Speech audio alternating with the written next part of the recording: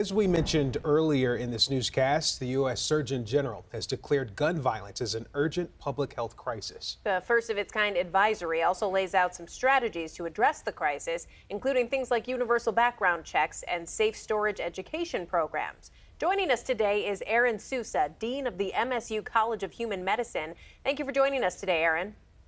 My pleasure.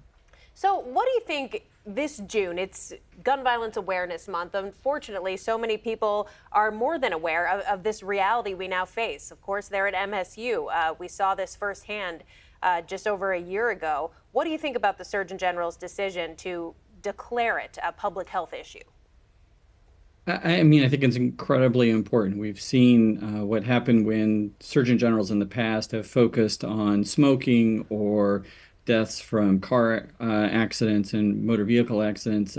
So this is an important maybe inflection point or turning point for how our country focuses on trying to prevent death from guns. And when you look at the magnitude of this issue, in a lot of ways, it's self-inflicted by this country. We're seeing this happening here over and over. What kind of message does it send that the Surgeon General is now calling this a health crisis?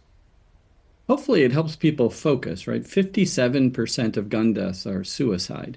If we just focused on trying to keep guns away from people who were likely to harm themselves in our own families, right? That would be a huge step. And that's where that prevention education is so important. Responsible gun owners know how to make a gun safe. We just have to make sure that we're all doing that and that we consistently do that. So we made cars safer without taking them off the roads. There are ways that we can reduce gun violence through education and common sense policies that just make us all safer.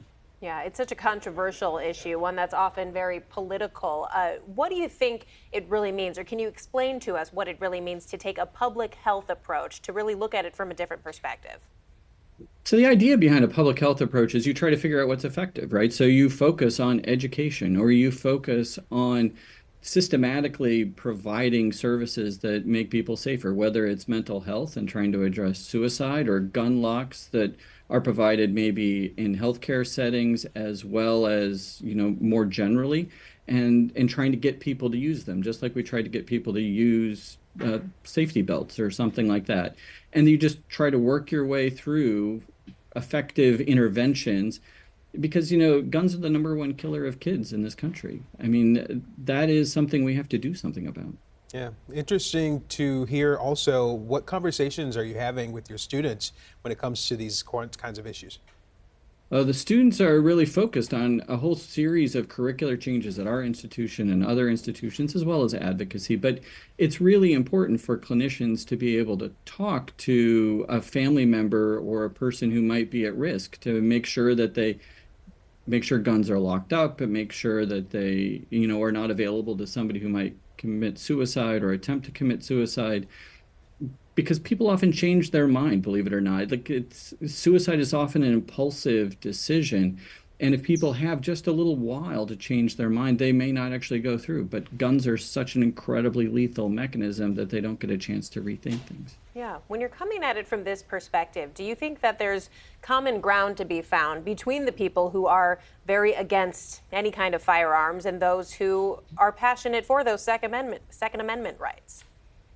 Yeah, I mean, this is really a question of safety and keeping our loved ones safe, right? I think that addressing suicide and childhood death and injury from guns is one of those common ground areas where we can have interventions and policies, like some of the common sense laws that were enacted last year, red flag and things like that, that try to keep guns out of the hands of people who, are at risk of using them in dangerous ways.